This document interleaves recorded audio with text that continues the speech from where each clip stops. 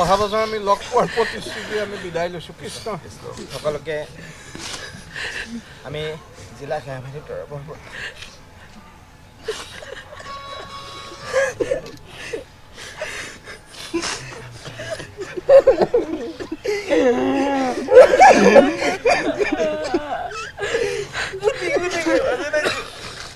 আমি যদি অজানিতে কিবা আপোনালোকৰ আগত বিভ্ৰান্তি কৰিছোঁ বা কিবা নক'বলগীয়া কথা কৈছিলোঁ, নিজৰ বুলি ভাবি শ্ৰীমন্ত শংকৰদেৱ এজন সেৱক বুলি ভাবি আপোনালোকৰ শ্ৰীচৰণত আমাক ঠাই দিব।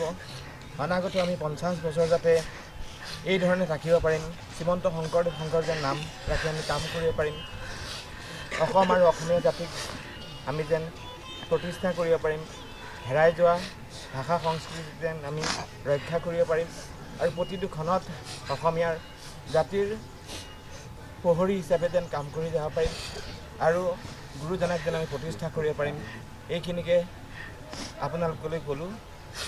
অনাগত সময়ত আমি শ্ৰীমন্ত শংকৰদেৱ এই মঞ্চৰ পৰাই যেন নিজক প্ৰতিষ্ঠা কৰাৰ লগতে অনুষ্ঠানটিৰ যেন বিজয় ধ্বজা যেন আমি উৰুৱাই ৰাখিব পাৰিম আৰু আপোনালোকৰ শ্ৰীচৰণত যেন আমাক সদায় যেন সেৱক হিচাপে ঠাই দিয়ে, আমি সদায় যেন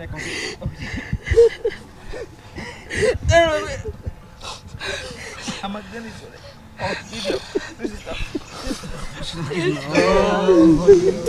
আজি এবছৰ কাল আমি যি ধৰণে একত্ৰিত হৈ সেৱা আগবঢ়াইছিলোঁ,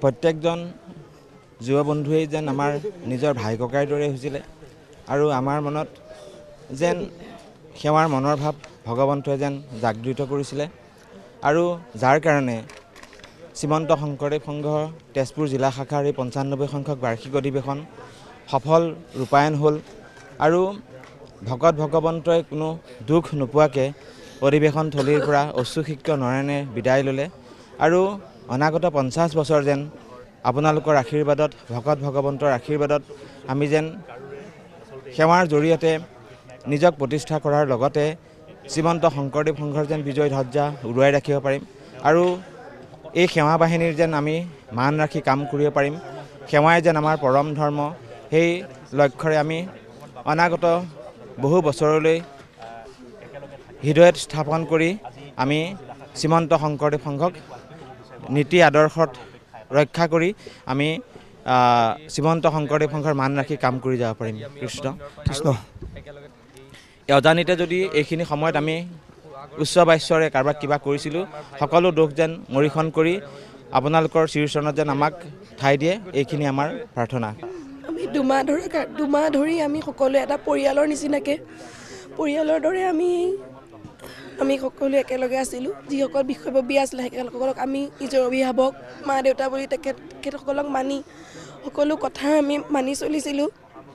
হয়তো আমিও কোনোবাখিনিত তেখেতসকলক অমান্য কৰিবলগীয়া হ'ব পাৰে, আমি সকলোকে সেৱা ধৰিছোঁ আৰু আজি এনেদৰে সকলোকে বিদায় দিবলগীয়া হয়।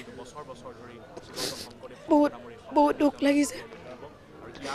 আমি হয়তো এবছৰৰ মূৰত আমি এনেকুৱা এটা অনুষ্ঠান পাম, কিন্তু আমাৰ এই জামুগুৰিত জ্যোতি বিষ্ণু সমন্বয়ৰ ক্ষেত্ৰত সেই অনুষ্ঠানটো আমি কেতিয়াও বৰ দুখেৰে দুখ অনুভৱ কৰিছোঁ।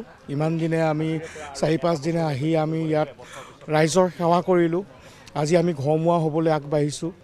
আজি আমাৰ সেৱা বাহিনীখিনি এখন ঘৰৰ পৰিৱেশৰ মাজেৰে আমি আজি ইয়াত কটালোঁ।